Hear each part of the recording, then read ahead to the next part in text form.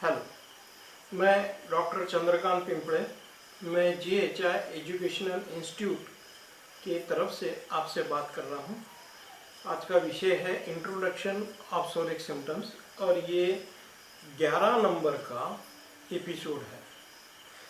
तो देखिए, हमको एक जैसे पिछले एपिसोड में मैंने बोला था, एस्टिमेट वेटिंग पीरियड के बारे में मैंने बोला था। एक एस्टिमेट वेटिंग पीरियड आप करने के बाद में आपको एक अंदाज़ा आंकड़ा आता है आपके सामने, तो आपको ये ध्यान में आ जाता है कि हमको कितनी दिन तक वेट करना चाहिए, ज़्यादा से ज़्यादा कितनी दिन तक वेट करना चाहते हैं। तो जो वेट करने की जो प्रोसीजर है वो बहुत डॉक्टर हिमान इनकी विवेकपूर्ण है, मगर परिस्थिति ऐसी है कि हम उस हिसाब से काम करना हमारे लिए कठिन होता है, इसलिए एक एस्टिमेट पीरियड आपके सामने रखा है।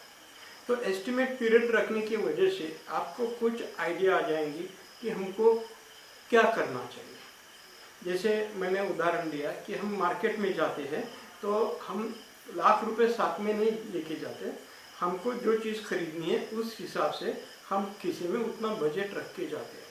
तो ये जो वेटिंग पीरियड है, तो इससे हमको एस्टिमेट पीरियड ध्यान में आ जाएगा, जिसका जो मैंने पिछले लेक्चर में फार्मूला बताया है 4x + y, ये फार्मूला बताया है।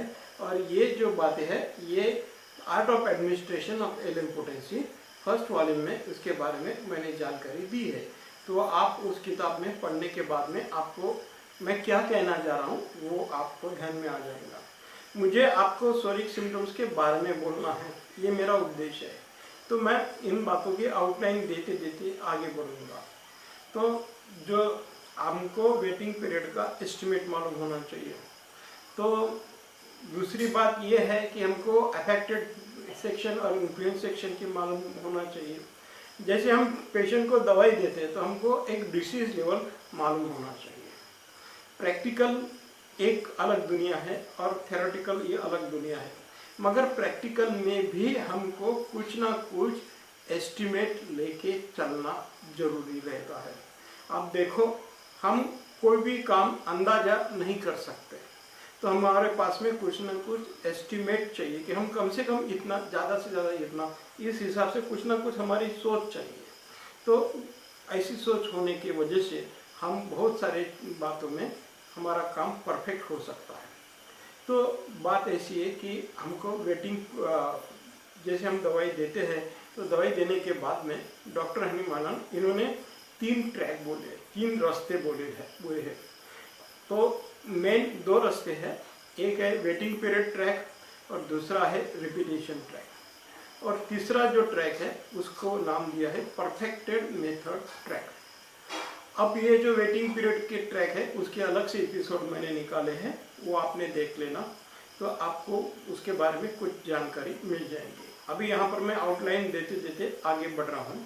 तो पहला जो है वो वेटिंग पीरियड ट्रैक, यानी कुछ केसेस ऐसे रहते हैं जिसमें डेलिकेट पैथोलॉजी रहती है, नाजुक कंडीशन रहती है और पेशेंट दवाई के डोज बर्दाश्त करने के लायक नहीं रहता। तो उस जगह पर आपको दवाई का डोज देना है और आपको प्रतीक्षा करनी है। कभी कभी 40 दिन तक प्रतीक्षा करना है एक सिंगल डोज देने के बाद में, कभी 50 दिन, कभी 60 दिन, ऐसे जैसे वो ट्रैक के हिसाब से आपको वेटिंग पीरियड देना है। जैसे कैंसर का पेशेंट है तो आप एक डोज देंगे तो 80 दिन तक वेट करेंगे, आप 120 दिन तक वेट करेंगे, ताकि आप उद्देश्य ये है कि दवाई के डोज की एक्शन पूरी होना चाहिए। और वो पूरी हो रही है या नहीं हो रही है तो आपको आगे मैं समझा के बताऊंगा कि आपको दवाई की एक्शन पूरी हो रही है या नहीं हो रही है, कितनी बाकी होंगी, तो इसका आपको विचार करते आना चाहिए। तो इसके बारे में मैंने 5 रूल्स ऑफ होम्योपैथी के सब्जेक्ट में मैंने उसकी एपिसोड दे रहा हूँ। मैं ये चाहता हूँ कि मैं एक समाज के लिए ये योगदान देना चाहता हूँ, डॉक्टर लोगों के योगदान देना चाहता हूँ कि वो ये एपिसोड देख के कुछ सोच सके, क्योंकि मैं हर एक व्यक्ति के साथ में इंडिविजुअली अटैच नहीं हो पाऊँगा। तो इसकी वजह से मैं आपको कुछ बात इस ढंग से बताऊँगा। तो ये वेटिंग पीरियड के 3 ट्रैक रहते हैं। वेटिंग पीरियड का मतलब है दवाई देने के बाद में कितना वेट करना, ये वेटिंग पीरियड है। तो पहला ट्रैक है वेटिंग पीरियड ट्रैक है, तो इसमें दवाई का डोज देके लंबे समय तक प्रतीक्षा करना है। तो डॉक्टर हनीमान बोलते कभी कभी महीनों महीने बीतते हैं, तो इसके बारे में मैंने अलग सा एपिसोड बनाया हुआ है। दूसरा ट्रैक है रिपीटेशन ट्रैक। ये जो ट्रैक है उसमें दवाई के डोजेस के रिपीटेशन होते हैं, मगर कुछ खास इंटरवल दे के रिपीटेशन होते हैं। तो इसकी वैशिष्ट्यता है, क्योंकि डॉक्टर हनीमान इनका काम बिना उद्देश्य का नहीं है, मगर इसके बारे में जो स्टेटमेंट दिए गए हैं वो इतने स्पष्ट रूप से नहीं दिए गए। या आप ऐसा बोलो, जो प्रोफेसर टैफन, इन्होंने जो डॉक्टर हनीमान इनका किताब ट्रांसलेट किया, उन्होंने वो स्टेटमेंट जैसे देना चाहिए, जैसी अपेक्षा है, उस ढंग से नहीं दी। तो उसके वजह से बहुत जगहों पर मिसअंडरस्टैंडिंग हो रही है। तो मैं ये सारी मिसअंडरस्टैंडिंग दूर करके आपको मेन थीम बताना चाहता हूँ। तो दूसरा जो ट्रैक है रिपीटेशन ट्रैक। तो कुछ दवाई के डोज है कि हमको खास दिन के इंटरवल देके हमको देना है। तो क्यों देना है, उसका उद्देश्य क्या है, तो हमको समझ में आना चाहिए। तो उसके लिए मैं अलग से एपिसोड में मैं आपके सामने बात करूँगा, ये एक बात। और तीसरा ट्रैक है परफेक्टेड मेथड ट्रैक। डॉक्टर हनीमान इन्होंने ये नाम लिया है, और डॉक्टर हनीमान इन्होंने ये ऑर्गेनन की किताब में ये फुट नोट्स में बोला। उन्होंने यहाँ तक बोला है कि मैं कुछ बारे में सॉरी बोलता हूँ, मगर ये मेरे को सबसे ज़्यादा उचित मार्ग दिखा।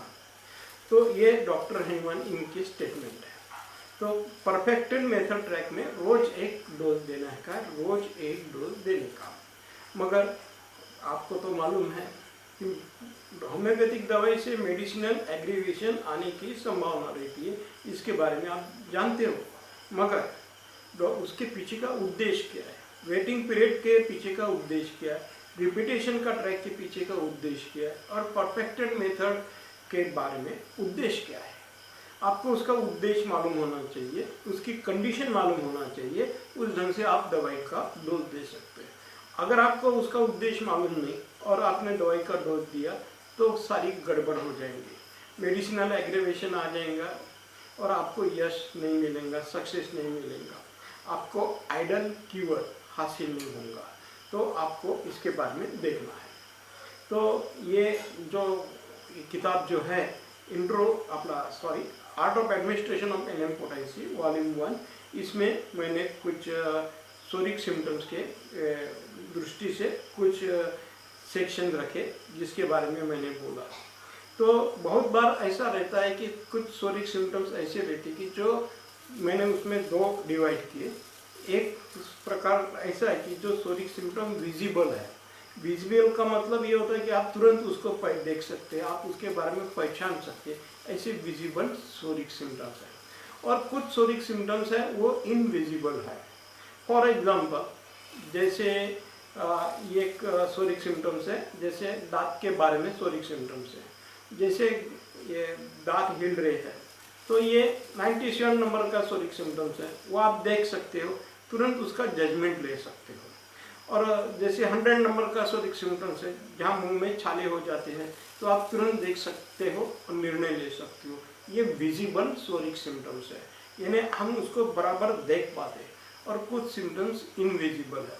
फॉर एग्जांपल, एक पेशेंट था, वो उसको जब भी सीढ़ियाँ चढ़ता था तो उस समय उसको बहुत तकलीफ होती थी। वो बहुत केयरफुल था, मगर उसे कुछ स्टेयर्स चढ़ना है, जैसे पायरिया रहती है, उसको चढ़ना है उसको ऊपर, तो उस समय उसे बहुत तकलीफ होती थी, पैर उसके थक जाते थे। तो ये सिम्टम जो है, ये straining of the flexor muscle, ये सोरिक सिम्टम्स है। जो उसके जो घुटने हैं वो उसका वजन उठाने में असमर्थ है, मगर ये बात इनविजिबल है क्योंकि पेशेंट को मालूम नहीं है कि एक्चुअली उसके साथ क्या हो रहा है। यानी अगर उसको कुछ ऊपर चढ़ना है, पायरिया चढ़ना है, स्टेयर्स चढ़ना है, तो उस समय उसको तकलीफ होती है। मगर ये बात के पीछे अलग अलग बातें रह सकती है। इसके पीछे स्टिफनेस ऑफ जॉइंट भी रह सकता है, इसके पीछे पेनफुल जॉइंट्स, वाइल मोशन, ये भी सोरिक सिम्टम्स रह सकता है। तो इसमें 320 नंबर का भी सोरिक सिम्टम्स रह सकता है, मगर उसमें आपको कुछ बातें ढूंढना पड़ेगी। तो ढूंढने के लिए जो सिम्टम्स है, ढूंढने के वास्ते जो सोरिक सिम्टम्स है, उसको नाम दिया है इनविजिबल सोरिक सिम्टम है। उसको आपको अलग दृष्टिकोण से सोचना पड़ता है, देखना पड़ता है। और बहुत सारे सोरिक सिम्टम्स ऐसे है कि जो आपको ढूंढना पड़ता है, आपको इंक्वायरी करना पड़ता है, आपको उसके बारे में चिंतन मनन करना पड़ता है। तो उस प्रकार के सोरिक सिम्टम्स को इनविजिबल ये नाम दिया है। जैसे मैंने अभी आपके सामने उदाहरण रखा, जैसे एक 385 नंबर का सोरिक सिम्टम्स है, उसे चलते समय उसको गलावट निर्माण होती है। अब ये जो पैरों में गलावट निर्माण होती है, ये सोरिक सिम्टम्स है। उसको चलना मुश्किल जाता है। इन शॉर्ट उसको 385 ये सोरिक सिम्टम्स है। इसमें पेशेंट को चलना उसके लिए टास्क बन जाता है, कठिनाई हो जाती है। तो उसमें बहुत ढेर सारी सोरिक मेडिसिन है। तो हर एक मेडिसिन के जो चलने का जो पॉइंट आता है तो अलग अलग प्रकार का है। तो आपको ये सोरिक सिम्टम्स पेशेंट बराबर नहीं बात कर सकता। वो ये बोलता है कि मेरे को तकलीफ होती है, कभी बोलेगा मेरे को गड़ावट होती है, मैं चलना टालता हूँ, या अपने को वो गुमराह करेगा। ऐसे सोरिक सिम्टम्स हैं। जैसे कोई सोरिक सिम्टम्स है कि कुछ थोड़े समय के लिए वो अनकॉन्शियस जैसा हो जाता है। तो थोड़ी देर वो आपके सामने बैठा भी रहे मगर वो अनकॉन्शियस हो गया तो आपको पता भी नहीं चलेगा, वो शांत बैठा रहता और कुछ समय के लिए अनकॉन्शियस हो जाता है। यह सोरिक सिम्टम्स है। तो इस प्रकार के अलग अलग प्रकार के सोरिक सिम्टम्स हैं। तो वो कुछ सोरिक सिम्टम्स विजिबल है, जो आप देखते हैं उसको पहचान सकते हैं, और जो कुछ सोरिक सिम्टम्स है जो इनविजिबल है। अब सवाल ये पैदा होता है, जो सोरिक सिम्टम्स आप पहचान पाने में आपको दिक्कतें जाती है, अड़चनें जाती है, उन सोरिक सिम्टम्स को देखना कैसा, उसके बारे में सोचना कैसा। अब बात ये है कि बहुत बार पेशेंट कुछ अलग बोलता है और वास्तविक स्थिति अलग रहती है। तो इसके बारे में करना क्या चाहिए। तो इसके लिए मैंने एक सिस्टम तैयार की, जिसका नाम मैंने एंटिटी ऑफ ह्यूमन बीइंग ये नाम दिया।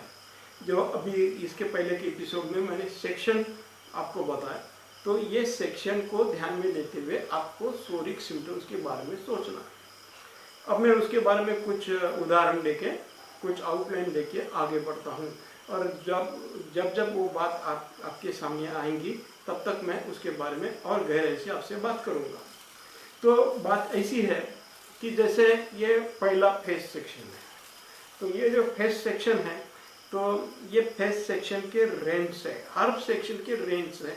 रेंज का मतलब है एक उसका उद्देश्य। जैसे फॉर एग्जांपल गवर्नमेंट है, तो गवर्नमेंट में अलग अलग डिपार्टमेंट है। फूड डिपार्टमेंट है, गृह मंत्री है, ये मिलिट्री के मंत्री है, या अलग अलग अर्थव्यवस्था के मंत्री है, अलग अलग मंत्री है।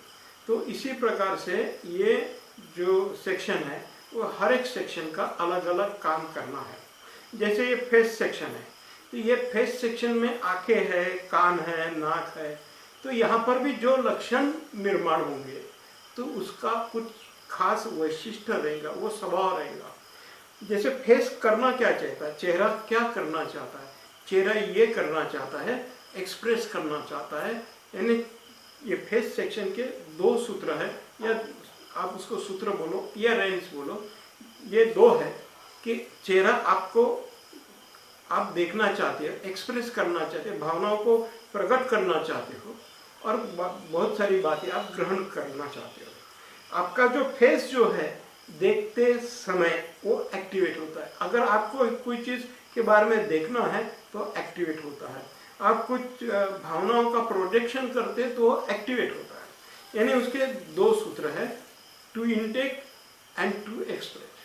ग्रहण करना है उस समय भी आपका चेहरा बदल जाता है, और जब आपको कुछ एक्सप्रेस करना है उस समय भी आपका चेहरा बदलता है। तो ये सूत्र है, ये सूत्र को रेंज बोलते हैं, REIN रेंज। तो ये जो रेंज है, ये रेंज आपको कुछ दिशा बताते हैं। जैसे बहुत सारे सोरिक सिम्टम्स हैं, तो उस सोरिक सिम्टम्स आपको दिशा उनकी ध्यान में नहीं आती। बहुत बार ऐसा रहता है कि पेशेंट आपके सामने, फॉर एग्जांपल आपके सामने पेशेंट है और वो कुछ बात नहीं कर रहा है, मगर बहुत सारे लक्षण है वो आपको पहचानने पड़ते हैं। जैसे अभी ये फेस सेक्शन के बारे में थोड़ी जानकारी देता हूँ। जैसे पेशेंट आपके सामने बैठा, वो बोल रहा है कि कुछ तकलीफ नहीं होती है, ऐसा नहीं होता, तो वो पूरी बहुत सुपरफिशियल इंफॉर्मेशन दे रहा है, मगर वो एक ही कंप्लेंट करता है कि वो उसको गलावट बहुत आती, कमजोरी बहुत आती, मगर कुछ बात नहीं कर रहा। मगर आपने उसके चेहरे की तरफ देखा तो आपको बहुत सारी बातें ध्यान में आ जाएंगी कि उसके आंखों के आजू बाजू एक काले रंग के वलय है, एक ऐसे सर्कल्स बन रहे हैं, उस आपको ये ध्यान में आ जाएगा। तो क्योंकि ये जो फेस सेक्शन है वो एक्सप्रेस करता है और इनटेक करता है, टू एक्सप्रेस और टू इनटेक, ये उसके सूत्र है। तो बहुत बार आपको ये सूत्र जगह जगह पर आपको मदद कर सकते हैं। जैसे फेस सेक्शन है, फेस सेक्शन में ये 2 सूत्र है। जैसे चेस्ट सेक्शन है तो चेस्ट सेक्शन के 4 प्रकार के सूत्र है। हैंड सेक्शन है, इसके 3 प्रकार के सूत्र है। तो ये जो सूत्र है उसको हाथ में लेके आप कुछ सोच सकते हैं। ये जो टेक्निक जो है आपको जैसे जैसे आप उसके प्रैक्टिस करते जाएंगे वैसे वैसे आपको ये टेक्निक ध्यान में आ जाएंगी, आपको आत्मसात हो जाएंगी। पेशेंट आपसे बात नहीं कर रहा है, जैसे कुछ बच्चे हैं वो आपसे बात नहीं कर पाते, उनके पास शब्द नहीं रहते। कुछ लेडीज लोग हैं वो लज्जा के वश या कुछ शर्म में वो बातें नहीं कर सकते, तो वो बात नहीं कर सकते, मगर कुछ वो एक्सप्रेशन दे सकते हैं। तो आपको उनके बारे में सोचते आना चाहिए कि ये पेशेंट बात नहीं कर रहा तो मैंने क्या सोचना चाहिए, वो कितने सिम्टम्स बता रहा है या वो क्या बात कर रहा है, तो उसके ऊपर से मैं क्या सोचूं। ये सबसे बड़ी महत्वपूर्ण बात है, क्योंकि बहुत जगह पर ऐसा होता है कि पेशेंट बहुत गिनी चुनी बातें बोलता है। वो सिर्फ इतना बोलता है कि भाई मेरे से चलना नहीं होता, फिर ये चलना नहीं होता तो उसके पीछे आप सोच सकते हो कि प्रॉब्लम एक्चुअली कौन से है, उसके अंदर कौन कौन से शोरिक सिम्टम्स इंक्लूड है। तो आप ये सेक्शन के मदद से आप सोच सकते हो। पेशेंट ये बोलता है कि हमको जब हम चलते हैं तो हमारा घुटने तकलीफ देते हैं, तो आप तुरंत घुटने के इसमें जाके वो सोच सकते हैं कि घुटने का कार्य क्या है, उसके सूत्र क्या है, तो वो सूत्र आपको बता देंगे कि पेशेंट का काम कैसा है। तो इसके बारे में मैंने डिटेल में अलग जगह पर मैंने बोला है। तो इसके बारे में कुछ आउटलाइन मैंने art of administration of LM potency volume 1 में दी है, और बहुत सारी बातें मैं आपको जैसे जैसे शोरिक सिम्टम्स का मैं एक्सप्लेनेशन करूंगा वैसे वैसे मैं आपको उसके बारे में जानकारी दूंगा। तो बात यह है कि ये सब्जेक्ट इस टाइप का है कि हमको इस पर से बहुत सारी बातों के बारे में हमको सोचना रहता है, और ये सोचने के लिए हमारे पास का जो नॉलेज है वो कम पड़ता है। ये एक प्रैक्टिकल बात है। बहुत बार हम पेशेंट हमारे सामने बैठा रहता है, वो डिसीज उसका बीमारी कौन सी है वो बराबर बात नहीं करता, और हमारे दिमाग में एलोपैथिक कंसेप्ट ज़्यादा है, तो हम एलोपैथिक ढंग से देखते हैं। पेशेंट बोलता है कमजोरी है तो हम हीमोग्लोबिन दिमाग में आके बैठ जाता है, वो सोचने नहीं देता। बहुत सारे एलोपैथिक कंसेप्ट ऐसे हैं कि हमको सोचने नहीं देते, हमारे जगह जगह पर रुकावट आ जाती है। जैसे आप डायबिटीज़ का पेशेंट हमारे सामने आया, तो डायबिटीज़ ये बात घटना ऐसी कि हम आगे का हम सोच नहीं पाते, हमारे दिमाग में वो शुगर का प्ले चालू रहता है, इंसुलिन, शुगर, हार्मोन, पैनक्रियाज, ये दिमाग में चालू रहता है, तो हमको सिम्टम्स को ढूंढना कठिन हो जाता है। जैसे हाइपरटेंशन, ये एलोपैथिक शब्द है, मगर हाइपरटेंशन का नाम सुनते ही हमारे दिमाग में अलग से विचार आते, या हमारा दिमाग कुछ जगह पर बंद हो जाता है, या हमारी आंखें बंद हो जाती, हम उसके आगे देख नहीं पाते। ये बात है। डॉक्टर हनीमान इन्होंने कोई भी जगह पर हाइपरटेंशन ये शब्द का प्रयोग नहीं किया, उन्होंने डायबिटीज ये शब्द का प्रयोग 2-3 जगह पर किया, मगर वो भी फुट नोट में किया, और कुछ मेडिसिन का इंट्रोडक्शन करने के समय 1-2 वाक्य बोले। मगर हमको सोचना है, तो हमको सोचना है तो किस ढंग से सोचें। हम डायबिटीज ये नाम लेके हम सोच नहीं सकेंगे, हम कोलेस्ट्रॉल ये नाम लेके हम सोच नहीं सकेंगे। क्यों? क्योंकि ये पैथोलॉजिकल टर्मिनोलॉजी है और डॉक्टर हनीमन इनका दृष्टिकोण सिम्टोमेटोलॉजिकल है। आप सिम्टम्स को ध्यान में लेना है। पैथोलॉजिकल में हमको सेकंड प्रायोरिटी हम पैथोलॉजी को देंगे, मगर पहली प्रायोरिटी हम सिम्टम्स को देंगे और सिम्टम्स को हमको समझना है।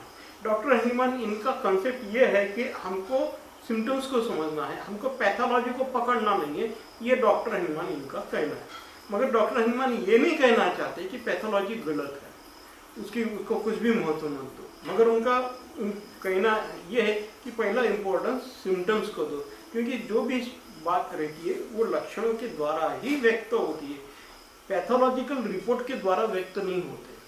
अब मैं आपको एक दो उदाहरण आपके सामने रखता हूँ। कुछ पेशेंट को हीमोग्लोबिन 6% है, मगर उसके अंदर वीकनेस नहीं है, वो सब कुछ काम कर रहा है, मगर उसके फिजिकल सिम्टम उसमें नहीं के बराबर है। ये कैसा हो सकता है? तो कुछ बातें ऐसी हैं। कुछ पेशेंट को 400 के ऊपर ब्लड शुगर है, मगर वो सिम्टम्स नहीं दे रहा। वो बोलता है कि मैं बिल्कुल अपराइट हूँ, मैं सब कुछ कर सकता हूँ। क्यों? ऐसा क्यों हो रहा है? तो पैथोलॉजिकल टर्मिनोलॉजी अपने को आप एक लिमिट तक आपको मदद कर सकती है, या उसके बहुत अलग अलग प्रकार के ड्रॉबैक्स हैं, मगर वो ड्रॉबैक्स हम सोच नहीं पाते क्योंकि हमारे दिमाग में उसी ढंग से बात जबरदस्ती से डाली गई है और हम सिम्टोमेटोलॉजी को देख नहीं पाते। और डॉक्टर हनीमन सिम्टोमेटोलॉजी के आधार पर बोलते हैं। डॉक्टर हनीमन ये बोलते हैं कि पेशेंट के साइन एंड सिम्टम्स देखो, और हम देख रहे हैं पैथोलॉजिकल कंसेप्ट। और कॉलेज में हमको वही सिखाया जाता है जो एलोपैथिक टेस्ट है। हमको डॉक्टर डेविडसन का किताब बताया जाता है, गोलवाला का किताब बताया जाता है, जिसका संबंध प्रैक्टिकल कुछ नहीं है। जैसे फॉर एग्जांपल मैं उदाहरण देता हूँ ताकि आपको मेरी बात स्पष्ट हो। बात ऐसी है कि जैसे हाइपोग्लाइसीमिया ये तकलीफ है। अब ये जो बीमारी के बारे में उन्होंने लक्षण दिया है, ये उनके ट्रीटमेंट के हिसाब से उन्होंने हाइपोग्लाइसीमिया ये शब्द दिया है कि भाई इसमें पेशेंट की शुगर डाउन हो जाती है तो उसको ये तकलीफ होती है। मगर उनके जैसे डॉक्टर गोलवाला ये सिम्टम के बारे में बताते हैं, मगर उनके दिमाग में ये पैथोलॉजिकल कंसेप्ट और एलोपैथिक ट्रीटमेंट का कंसेप्ट को ध्यान में लेते हुए वो हाइपोग्लाइसीमिया का वर्णन करते हैं। मगर अगर आप डॉक्टर हनीमन की दृष्टि से देखेंगे तो आपको उसमें 141 नंबर का सोरिक सिम्टम दिखेगा, रैविनियस हंगर ये सिम्टम दिखेगा। मगर रैविनियस हंगर ये सिम्टम्स की क्लियरिटी ज़्यादा है हाइपोग्लाइसीमिया से ज़्यादा, और हाइपोग्लाइसीमिया आपको कंफ्यूजन पैदा करता है। मगर डॉक्टर हनीमन का जो सोरिक सिम्टम्स है रैविनियस हंगर 141 नंबर का, ये आपको डिटेल इन्फॉर्मेशन देता है। तो आप मुझे ये बोलो, आपको डिटेल इन्फॉर्मेशन चाहिए कि आपको अंदाज पट्टी का काम चाहिए? बहुत जगह पर कोलेस्ट्रॉल, आप जो कोलेस्ट्रॉल के संदर्भ में कुछ बातें की जाती है तो आपको आपके दिमाग को एक प्रकार से ताला लग जाता है। जैसे बोले जाते हैं कि भाई इनके हार्ट में इतने ब्लॉकेज है, इतने वेन ब्लॉक्स हो गया।